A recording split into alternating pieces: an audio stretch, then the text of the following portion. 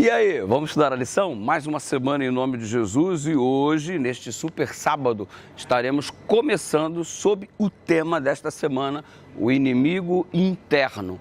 Ei, fica esperto no que eu vou te dizer. Maior do que os desafios externos, maior do que os nossos inimigos externos, nós temos o desafio de vencer o nosso eu. Exatamente, nosso maior inimigo é o nosso próprio eu. Ter este eu submisso à vontade do Senhor é o grande desafio. E note que o texto bíblico principal da lição desta semana, nosso verso áureo, encontra-se em Jeremias 17, versículo 10. E olha só o que o profeta declara: eu, o Senhor, sondo o coração. Você sabia que Deus conhece o seu coração? Eu, o Senhor, provo os seus pensamentos.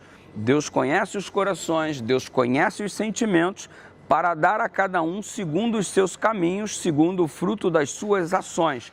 E note o seguinte: nós normalmente apenas temos a chance de observar as ações. E nós sabemos que as ações são frutos de pensamentos. Antes de uma ação ocorrer, houve um pensamento por trás desta ação. Mas existem muitas ações que não ocorrem porque ficam apenas na área do pensamento. Gente que pensa em fazer alguma coisa, mas não faz. Todavia, o pensamento foi construído.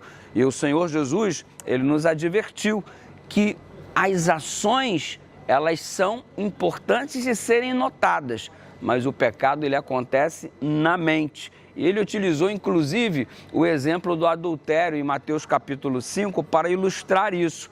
Ouviste o que foi dito: não cobiçarás a mulher do teu próximo. Eu, porém, vos digo que qualquer um, em seu pensamento, se já tiver tido a intenção, já cometeu o pecado do adultério. Você percebe que para Deus, para nós é importante a ação, para Deus é importante a partir dos pensamentos. E lembre-se, Ele sonda os nossos pensamentos.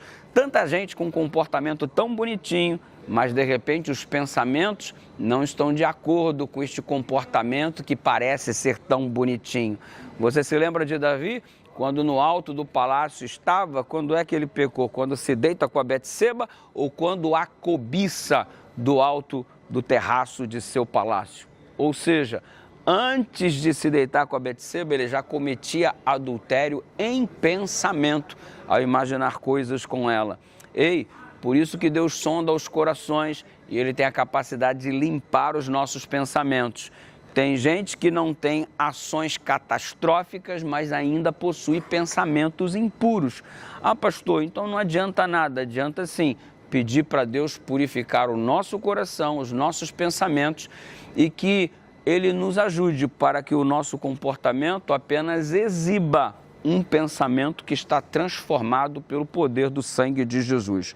Você percebe que o maior desafio do povo de Israel não era nem os inimigos, mas era o próprio integrante do povo. E neste caso, que estaremos estudando essa semana, do Acã.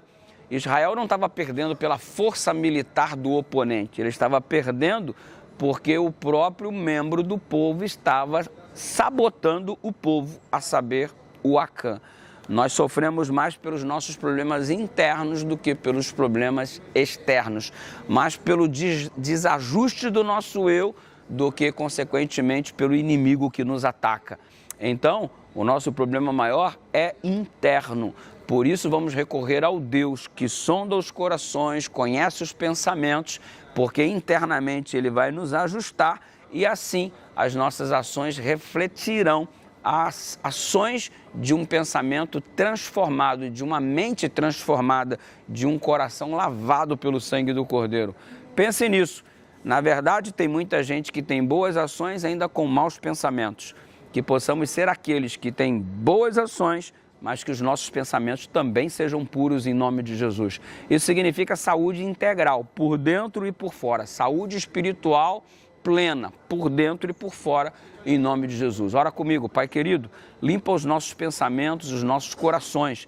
que possamos, com as nossas ações, refletir pensamentos e corações transformados e não apenas uma maquiagem mostrando ser alguém que de fato não somos.